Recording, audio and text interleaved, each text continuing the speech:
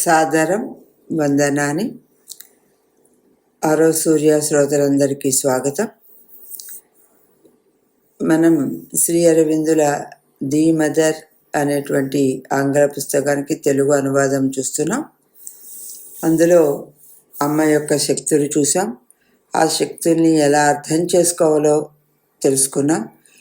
ఇప్పుడు వాటిని అర్థం చేసుకోవడంలో మనం చేయకూడని పొరపాట్లు చెప్తున్నారు. మనం దాన్ని ఆ శక్తిని అర్థం చేసుకోవడంలో మన మనసు అలాగా ఇదే కదా ఆమె శక్తి అన్నట్టుగా వెళ్ళిపోతుంది. అది ఎలా వెళ్ళకూడదు అనేటువంటిది ఇక్కడ కొంచెం తెలియచేస్తున్నారు. దివ్య ప్రేమ ఆనందాలతో పులకరించిపోతుంది, కానీ ఈ స్థితిలోనే నువ్వు ఎంతో జాగ్రత్త వహించాలి.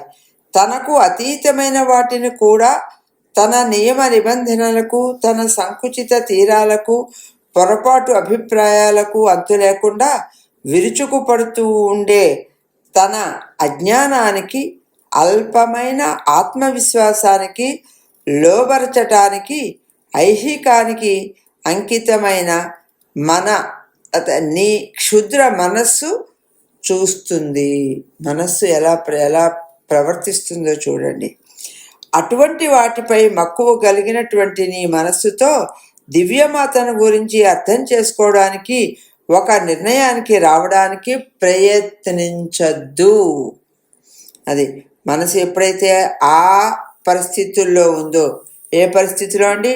పొరపాటు అభిప్రాయాలు, అజ్ఞానంతో ఉండేటువంటివి, విశ్వాసం లేకుండా ఉండడం, ఇటువంటి ఉన్నప్పుడు మనం నిర్ణయాలు తీసుకోకూడదు. తెలిసి తెలియని అజ్ఞానంలో బందీ అయిన మానవ మనస్సు దివ్య శక్తి బహుపార్శ్వములు అంటే చాలా ముఖాలు, చాలా మార్గాలు కలిగినటువంటి స్వేచ్ఛామయ నడకలను అనుసరించలేదు.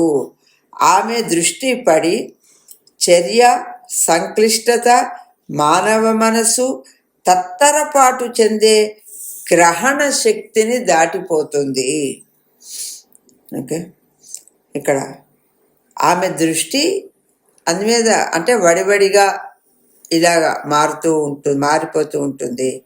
కానీ దాని కొలమానాలు, ఆమె చలనం కొలమానాలు ఒకటి కాదు. దాన్ని మనం కొలవడం, ఆమె యొక్క మూమెంట్ని, ఆమె చలనాన్ని మనం మనకున్న జ్ఞానంతో కొలవడం సరికాదు.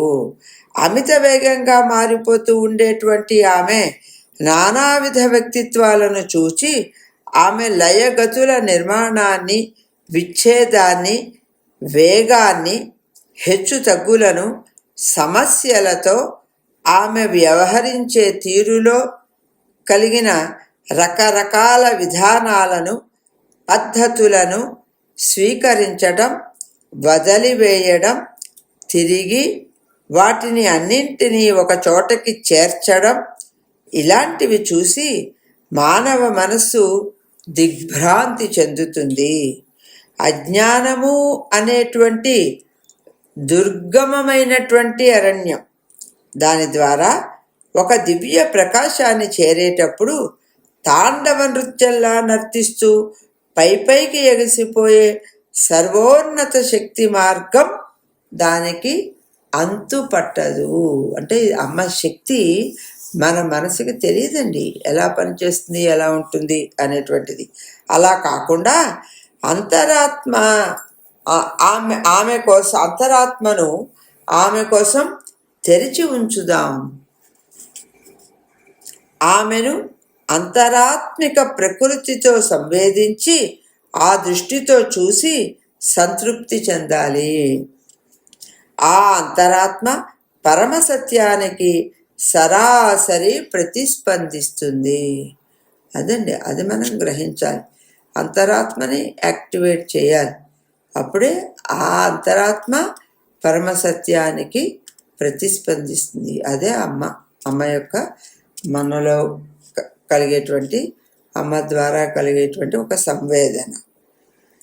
అప్పుడు దివ్యమాత నీ మనస్సు, హృదయం, ప్రాణికం, భౌతిక చేతనలలోని అంతరాత్మిక మూలకాల ద్వారా వాటిని వివేకవంతం చేస్తుంది.